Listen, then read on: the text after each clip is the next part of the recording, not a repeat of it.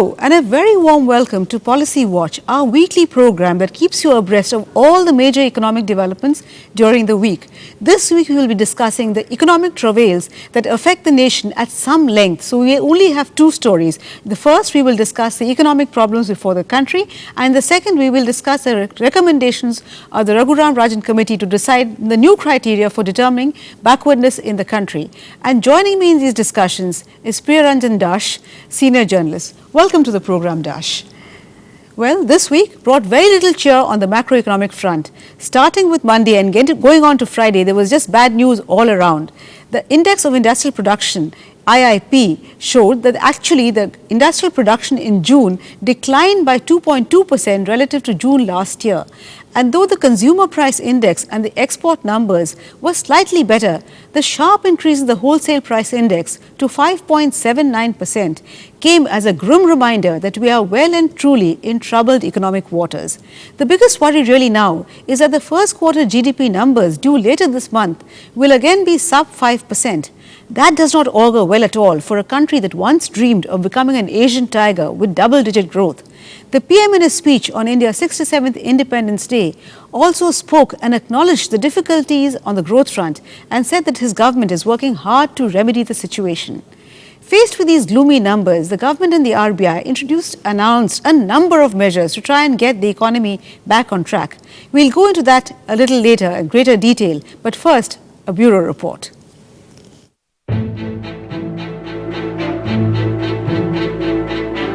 India's factory output has registered declined for the second successive month. Official data released earlier this week showed that industrial production in June this contracted by 2.2% in comparison with the same month last year. The situation was even worse in May this year. As per the revised figure, factory output had actually declined by 2.8% instead of 1.6%, as was reported earlier. India's overall factory production, a key indicator of economic activity during April-June period, declined by 1.1% in comparison with the same period last year. Year-on-year decline in the manufacturing sector during the first quarter was 1.1%. The last year decline was 0.8% in comparison with 2011 and 12. The decline is registered in 13 sectors out of total 22. In a grim reminder of tough time faced by auto industry, sales of motor vehicles and trailers registered a decline of 13.7%. Mining sector continues to be a problem. It recorded a fall of 4.1% against the production achieved during the same month last year. Average decline in mining in April-June quarter this year is 4.5% with the comparable period last year. It's clear that the government's steps to boost mining have not helped much. Worse still, there was no growth in production of electricity in June. Overall, these numbers do not argue well for GDP numbers to be released later this month. हाल के महीनों में भारत की अर्थव्यवस्था के बारे में ये बात चर्चा में रही है कि पिछले साल हमारी विकास दर कम होकर 5% रह गई है। ये बात सच है और हम इस हालत में सुधार लाने की पूरी कोशिश कर रहे हैं, लेकिन सिर्फ हमारा देश ही अकेला आर्थिक कठिनाइयों का सामना नहीं कर रहा है।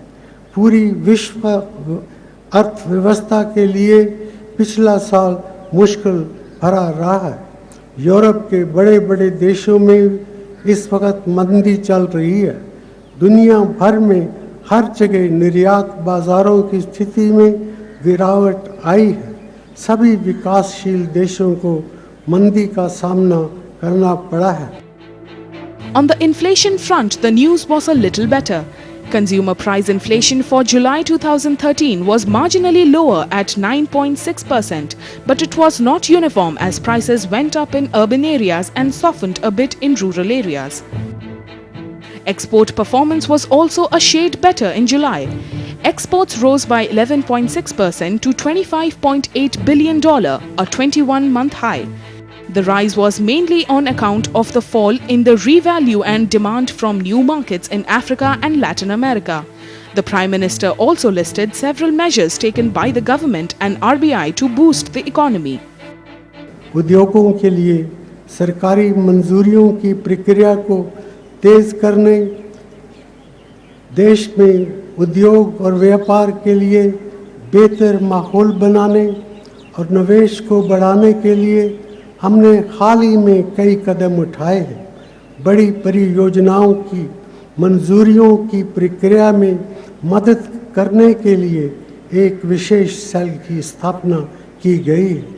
कैबिनेट कमेटी ऑन इन्वेस्टमेंट रुकी हुई परियोजनाओं की अड़चनें दूर करने का काम कर रही है।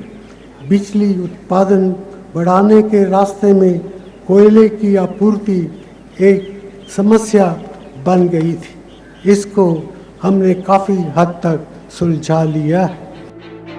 In a bid to control import of non-essential and luxury items, import duty was raised on these products. Public sector undertakings are allowed and encouraged to raise funds from abroad. NRI deposits have been made more attractive to attract foreign currency. The government hopes to raise $11 billion from foreign markets, reduce the import bill by $7 billion to keep the current account deficit at $70 billion. That would be nearly 3.7% of GDP. It was 4.8% of GDP this year. Bureau Report, Rajya Sabha Television. Dash, I can't think of a worse week we've had in recent times, starting from Monday when we saw those really dismal IIP figures, going on till Friday when the stock market fell by almost 700 points, and then you saw the rupee, touch a new low of 62 to the dollar. I mean, I can't think of a worse week that we've had. What really is wrong with the economy, and is there no light at the end of the tunnel? Well, what do we see in terms of the market going down 660 points on Friday, or the rupee touching the new low of 62 rupees? Yeah. These are all symptoms. And unfortunately, during this week, the kind of policy response that has come, they are in the form of treating the symptoms rather than the disease. The disease is well seated, and the downward swing of the economy in all sectors actually is well set. It's not a weekly phenomena. We've been having this, and I would say that the present economic situation is nothing less than a crisis. Although some people would even compare it to 1991, it is a significant, I think it's a very difficult time that the economy is passing through. So you say we haven't really tackled the cause, we're just treating it symptomatically, but I'll come back to you. But at this point we need to take a short break, Dash. We'll come back and discuss the causes rather than the symptoms of the disease. Please be with us.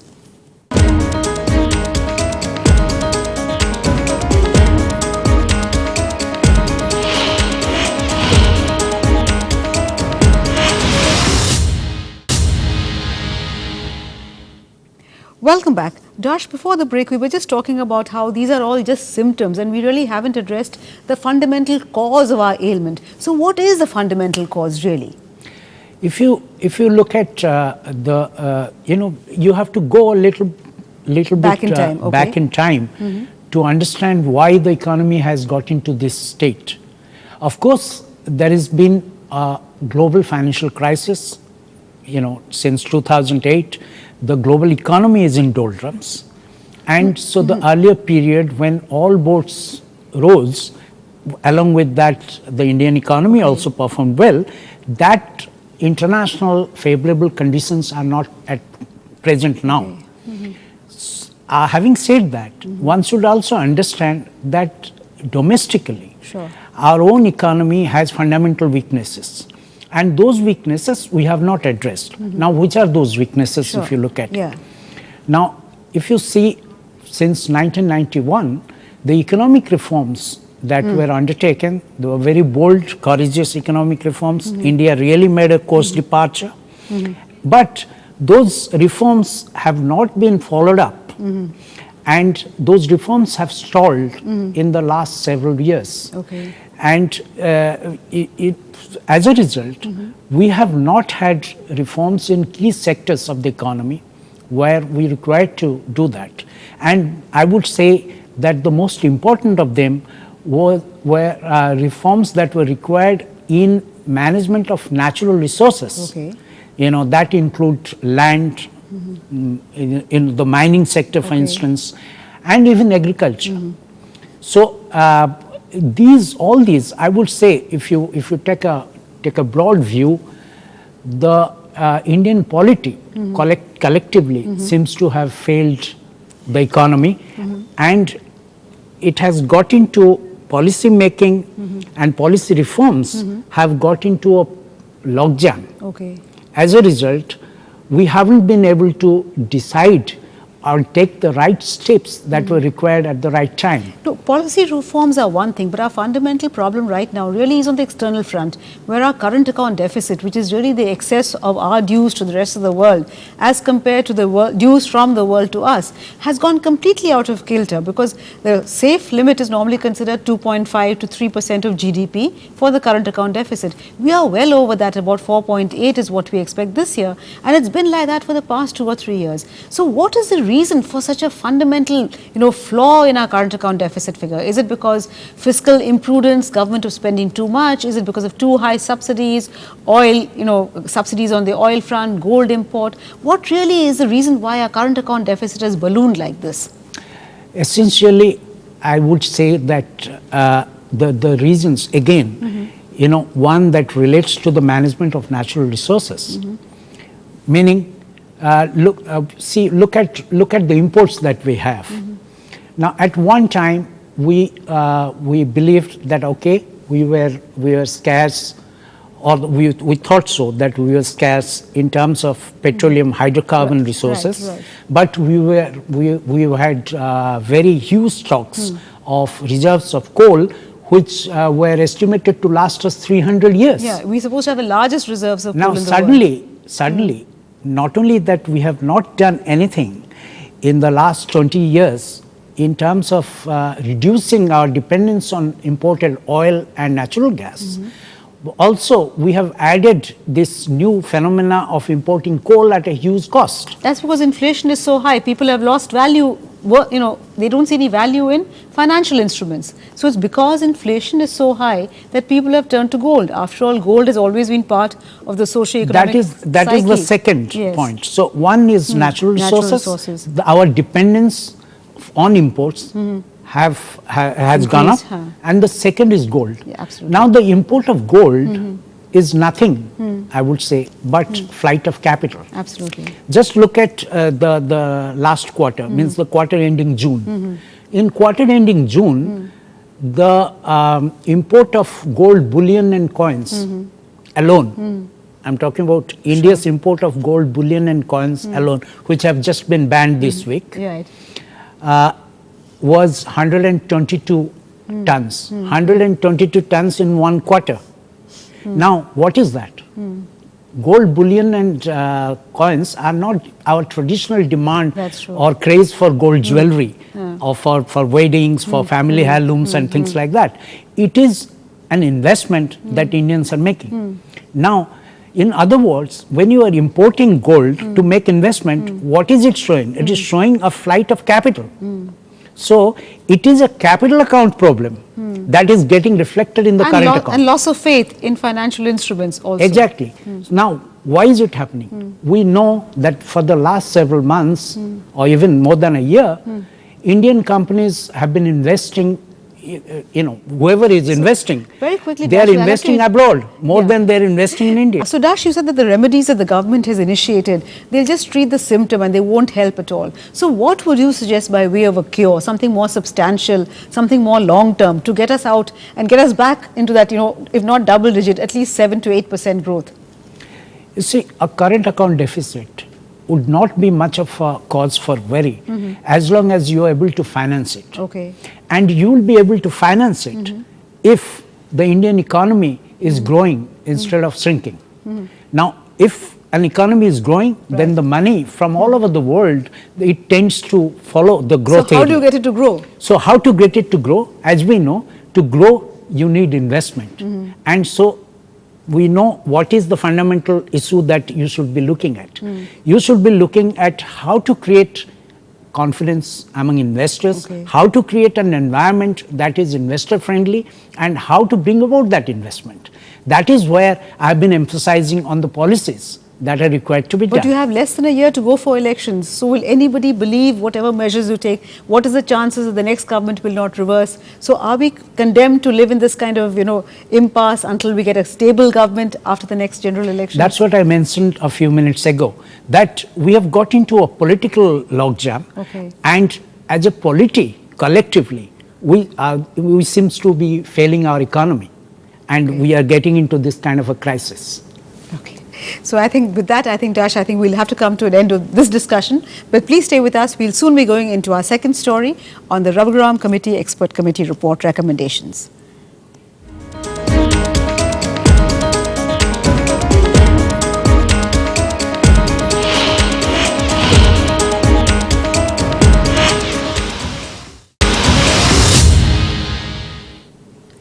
Welcome back. An expert committee under Chief Economic Advisor Raghuram Rajan has identified 10 parameters for a new composite development index, which, if adopted by the centre, will change the way thousands of crores are transferred annually to the different states.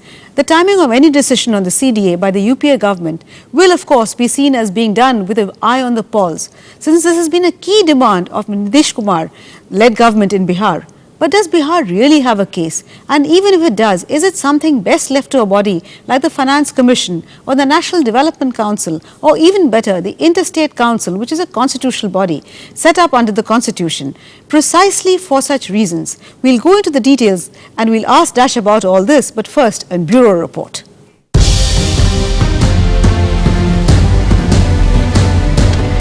Central government appointed Raghuram Rajan Committee has identified 10 parameters to assess the backwardness of states against national average.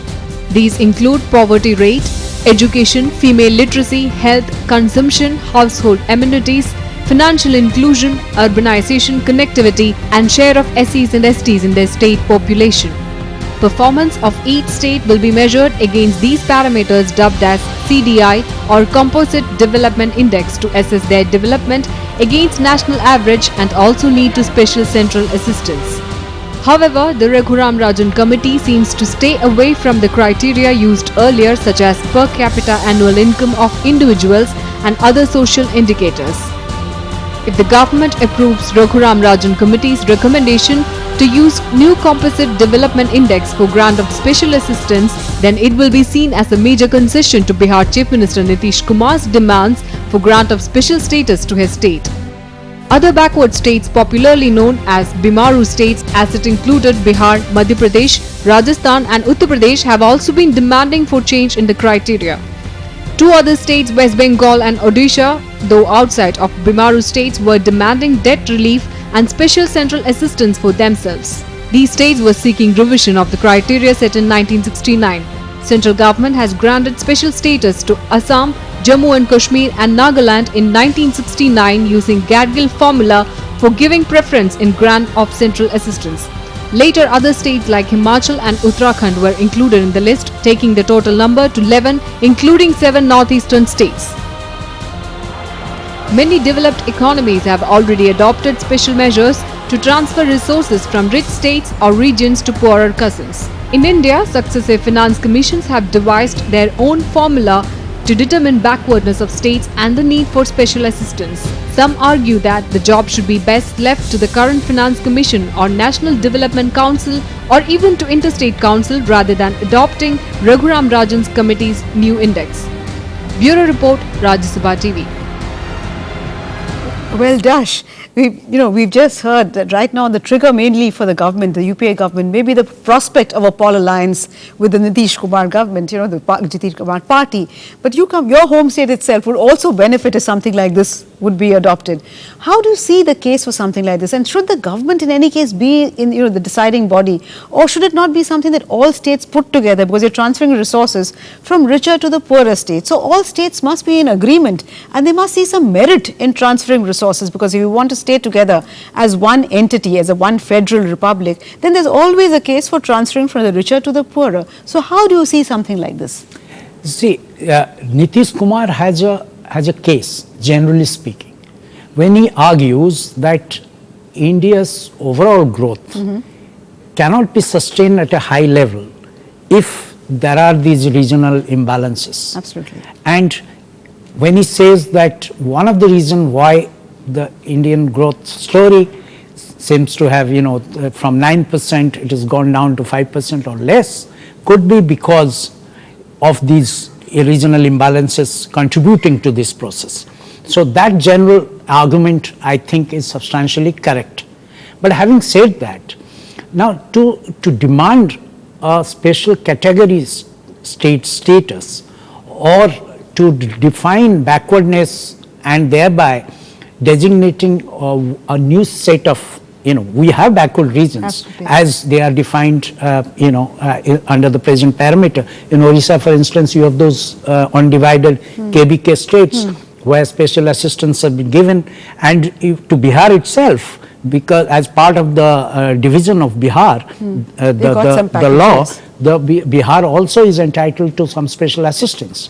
But the special category states is a very different thing from the definition or the criteria now this Raghuram Rajan Committee has come out in defining the development parameters. Okay. But if I can just interrupt you here, Dash, how does one ensure that states do enough of their own tax effort also? Because many of the states, if you look at a state like Bihar, its own tax revenue to the state's GDP is much less than not only that of the more advanced states, but even your own home state of Odisha, Bihar's own tax revenue is only about 23%. So how does one ensure that states, poorer states, don't free ride? They don't tax their citizens, but say, okay, get the richer states to tax their citizens and transfer the resources. So how does one draw the line? Does one compel states that, okay, you must also do your bit, or do you always expect them to go, with a, not, I wouldn't say use the word begging bowl, but expecting transfer of resources? How does one ensure that there isn't this kind of moral hazard? See, I don't quite agree with the development theory that talks about the state, whether it's the state government or the central government raising more revenues to be able to spend. Because I believe that even if the government is spending on welfare programs, that spending tends to be inefficient. Okay. The best way to develop a region, be it a state or the country as a whole, is to encourage private investment. Okay, absolutely. So it's not the so much state the transfer, policies, instead of taxing more or trying to collect more taxes, should create environment that will create investment and growth and economic prosperity. I'm afraid, Dash, we really have run out of time, so we'll stop there. But before we wrap up the program, thank you very much, Dash. It's been a very interesting discussion. But let me first get you the key takeaways. I think the first story where we're talking about the economic problems that really beset the country, I think the conclusion is really not very optimistic. The problem really is the solution, the problems, everything is linked to structural reform. And until we see that kind of structural reform happening, until we see investment taking place, there really seems to be very little light at the end of the tunnel. Unfortunately, with elections coming up, we'll have to wait a little while before investment really picks up. As far as the composite development index is concerned, Dash is entirely right when he says what we really need to do is create an environment where private investment takes place rather than think in terms of transferring resources from richer to poorer states. But with that, we have to come to the end of this program. Thank you very much, but we'll be back next week, same time. Till then, it's goodbye from all of us at RSTV.